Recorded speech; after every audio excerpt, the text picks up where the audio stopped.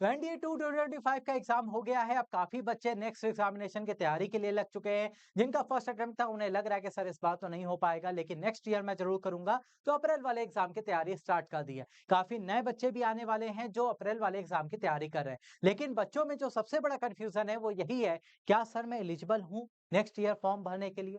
क्या मेरी age limit है या मैं उसको एक्सीड कर चुका हूं? तो वो सारे डाउट यहाँ पर करेंगे इस वीडियो में खत्म। तो चलिए शुरुआत करते हैं इस वीडियो की। मैं सलेश सर आप सभी का स्वागत करता हूँ वेदा एकेडमी पर। तो बच्चों, जब भी आप सोशल मीडिया पर ढूंढते हैं ना, तो आपको मिलता है एज लिमिट क्राइटेरिया, बहुत आसानी से मिल जाता है। तो वहां पर जनरली आपको जो देखने को मिलता है वो मिलता है कि अगर आप एनडीए के एग्जाम को देना चाहते हैं तो आपकी जो एज लिमिट होनी चाहिए वो 16.5 से लेकर 19.5, यानी कि इस एज लिमिट में अगर आप आते हैं तो आप एनडीए ज्वाइन कर सकते हैं। लेकिन बेटा यहाँ पे एक छोटा सा माइनर सा ग्लिच है। वो क्या है समझिए। ये एक्चुअल में जो एज लिमिट है ना, ये है आपकी टू ज्वाइन एनडीए। मतलब एनडीए का जो प्रोसेस होता है ना, ज्वाइनिंग प्रोसेस, वो बेटा होता है लगभग 1 साल का। रिटर्न होगा, एसएसबी होगा, फिर रिजल्ट आएगा, फिर आपकी ज्वाइनिंग होगी। ये सब 1 साल का प्रोसेस है। तो ये एज लिमिट है आपके एनडीए को ज्वाइन करने की, ना कि एलिजिबल होने की रिटर्न एग्जामिनेशन के लिए। तो एक्चुअल में जो एलिजिबल होने के लिए लिमिट है ना आपकी रिटर्न एग्जाम के लिए, वो है बेटा आपकी 15.5 से लेकर 18.5 ईयर्स। ये आपकी रियल लिमिट है। अगर आप जो फॉर्म आता है उसमें जो डेट ऑफ बर्थ के साथ लिमिट आती है, उसमें आप 15.5 साल से लेकर 18.5 साल के अगर हैं तो ही आप रिटर्न एग्जाम के लिए एलिजिबल है। क्योंकि अगर आप 15.5 साल की उम्र में रिटर्न देंगे तब 1 साल लगेगा, मतलब आप 16.5 के हो जाओगे, एनडीए ज्वाइन कर सकते हो वहां पहुंचने के। अगर आप 18.5 पे हो तो 1 साल आपको लगेगा वहां पहुंचते पहुंचते, तो आप 19.5 के हो जाओगे। अगर आपने 19.5 में दिया तो आप 20.5 में पहुंचोगे। इसीलिए ये जो लिमिट है ये अलाउ नहीं करती। ये है एनडीए ज्वाइन करने की, और ये जो लिमिट है ये आपके रिटर्न एग्जामिनेशन को देने की है। तो रिटर्न देने के लिए आपकी एज लिमिट होनी चाहिए 15.5 से 18.5 साल के बीच में।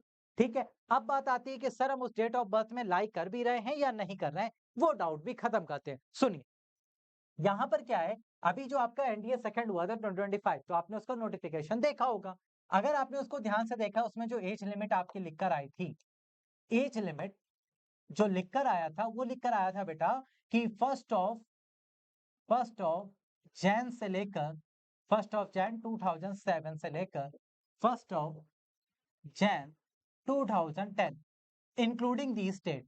इन दिनों के साथ अगर आप इस डेट ऑफ बर्थ की रेंज में आते हैं तो आप एलिजिबल हैं बिल्कुल सेकंड का फॉर्म भरने के लिए। आपने भरा भी होगा, ठीक है। तो पहले ये 2 ऑफ जैन से आता था, लेकिन इस बार उन्होंने 1 ऑफ जैन से कर दिया है जनरली। ओके। तो अब जो आपका अप्रैल वाला एग्जाम होगा, फॉर अप्रैल, जो आपका अप्रैल का एग्जाम होगा 2026, उसके लिए एज लिमिट क्या आएगी? तो आपको पता है 6 महीने का गैप होता है। तो 6 महीने बाद जो आपका नेक्स्ट आने वाला है फॉर्म दिसंबर में, उसमें मे बी ये सेम कॉपी करेंगे 1 जुलाई 2007 से लेकर 1 जुलाई 2010।